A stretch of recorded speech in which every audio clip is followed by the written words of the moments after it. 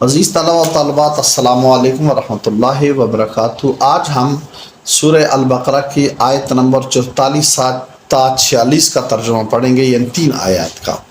اللہ تعالیٰ فرماتا ہے کیا تأمرون، تم حکم دیتے ہو۔ یہ تا شروع میں آئے اس کا مطلب ہے تم ہے، آخر میں واو اور نون آئے اس کا مطلب ہے کہ جمع ہے، درمیان کے اندر امر ہے۔ درمیان میں دیکھو نا، تا اور آخر میں واو اور نون نکال لیں تو درمیان میں امر بنتا ہے، امر حکم کو کہا جاتا ہے۔ کیا تا تم مرونا، مرونا امر حکم دیتے ہو، ٹھیک ہے، یہ گزر گیا ساری چیزیں۔ الناسا لوگوں کو، یہ بھی گزر گیا ہے۔ با کے معنی ہے ساتھ، بر نیکی کو کہا جاتا ہے، با ساتھ بر نیکی کا، یعنی تم لوگوں کو حکم دیتے ہو نیکی کا۔ یہ بر کا معنی ہے اچھائی یا نیکی، اور با کا معنی ہے کا، واو کا معنی ہے اور، تنسونا تم بھول جاتے ہو۔ یہ تا کا مطلب ہے تم، اور نون سین اس کا مطلب ہوتا ہے نسیون، بھولنے کو کہتے ہیں۔ واو اور نون جمع کے لیے آتا ہے، ٹھیک ہے، تنسونا تم بھول جاتے ہو۔ انفسکم اپنے آپ کو، انفس نفس کو کہا جاتا ہے، نفس انسان کی اپنی جان کو کہا جاتا ہے۔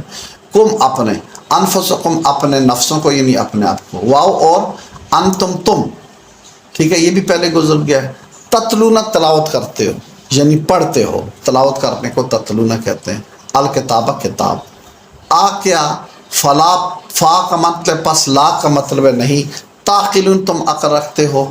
کیا فا کا مطلب پس، لا کا مطلب ہے نہیں، تا کا مطلب ہے تم، آگے عقل آ گیا، عقل اور واو اور نون، واو اور نون جمع کے لیے، درمیان میں عقل رہ گیا۔ عقل کا مطلب ہوتا ہے عقل رکھنا، ٹھیک ہے۔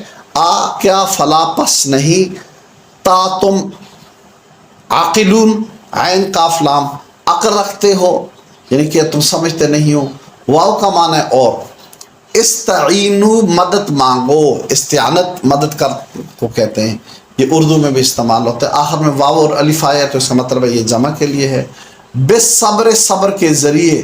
با کے معنوں میں سے ایک معنی میں نے آپ کو ذریعہ بھی بتایا تھا، ٹھیک ہے یا نہیں ہے، اور دوسرا صبر ہے، یعنی با کا مطلب ہے ذریعے اور صبر کا مطلب ہے صبر۔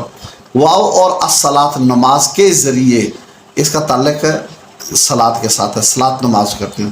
واو کا مطلب ہے اور۔ انا ہا، دو لفظ ہیں، ایک انا ہے ایک ہا ہے۔ انا بے شک، ہا وہ، یہ نماز، چونکہ صلاۃ مؤنث ہے اس لیے ہا ضمیر بھی مؤنث ہی کی آئی ہے۔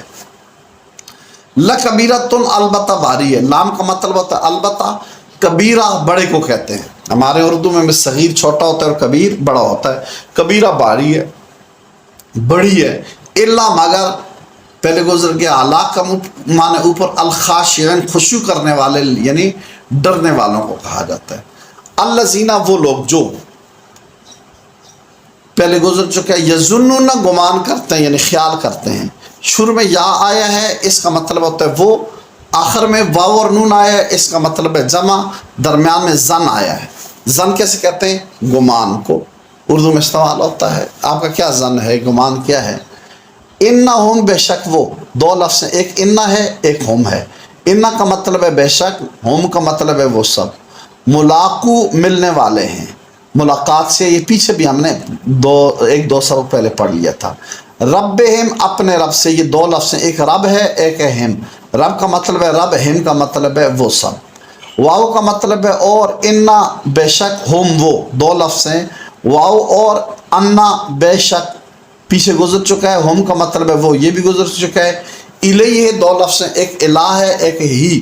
الہ کا مطلب ہے طرف، ہی کا مطلب ہے وہ، الیہ اس کی طرف، راجعون لوٹنے والے ہیں، رجوع کرنے والے ہیں۔ تو راجع یہ اسم فاعل ہے، ٹھیک ہے، اور میں نے کہا تھا فاعل کے وزن پر جو ہے وہ فاعل ہوتا ہے، اور آخر میں واو اور نون آیا ہے اس لیے یہ جمع کے لیے آیا ہے۔ تو راجعون جمع ہے، رجوع کرنے والے ہیں۔ اس کا میں پھر ترجمہ آپ کو پڑھاتا ہوں۔ تأمرون کیا تم حکم دیتے ہو، الناس لوگوں کو، بالبر اچھائی کا، واو اور تنسون تم بھول جاتے ہو، انفسکم اپنے آپ کو، واو اور انتم تم، تتلون تلاوت کرتے ہو، الکتابہ کتاب کی، افلا تعقلون کیا تم عقل نہیں رکھتے، واستعینوا اور مدد طلب کرو، बिस्सब्र सब्र के ज़रिए, व सलात और नमाज के ज़रिए, व इन्नहा और बेशक ये नमाज लकबीरतुन अलबत्ता भारी है, इल्ला मगर अलल खाशिईन डरने वालों पर नहीं है।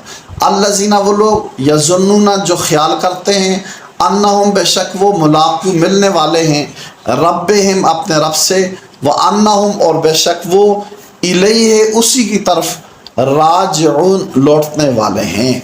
इन आयत के अंदर अल्लाह ताला ने लोगों को फरमाया है कि ए लोगों, क्या तुम लोगों को तो अच्छाई को हुक्म देते हो।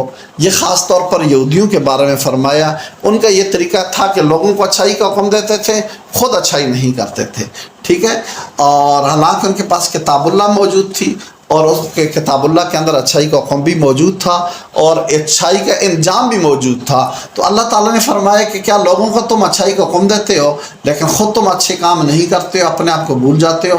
हालांकि तुम्हारे पास किताब है, तुम किताब पढ़ते हो, क्या तुम्हारे पास इतनी भी अक्ल नहीं है, तुम इतनी बात भी नहीं समझते। फिर आगे अल्लाह ताला ने फरमाया अहले ईमान से भी और यहूदियों से भी कि तुम अल्लाह ताला से मदद मांगो सब्र और नमाज के ज़रिए। ये नमाज बड़ी मुश्किल चीज़ है, भारी चीज़ है, लेकिन जो लोग अल्लाह ताला से डरते हैं उनके लिए भारी नहीं है। ये वो लोग हैं जो ख्याल करते हैं कि हमने अल्लाह ताला से मिलना है, यानी मरने के बाद अल्लाह को जवाब देना है और हमने लौट कर अल्लाह ताला ही की तरफ जाना है। तो जब उनका ये यकीन हो जाता है कि अल्लाह के पास जाना है तो उनके दिल में अल्लाह का खौफ पैदा होता है। वो अल्लाह ताला से मुलाकात का जब यकीन होता है तो वो खौफ खुदा उनके दिल में पौधा रहता है, तो उनके लिए नमाज मुश्किल नहीं होती बल्कि वो नमाज को कायम करते हैं। अल्लाह ताला नमाज कायम करने की हमें तौफीक अता फरमाए।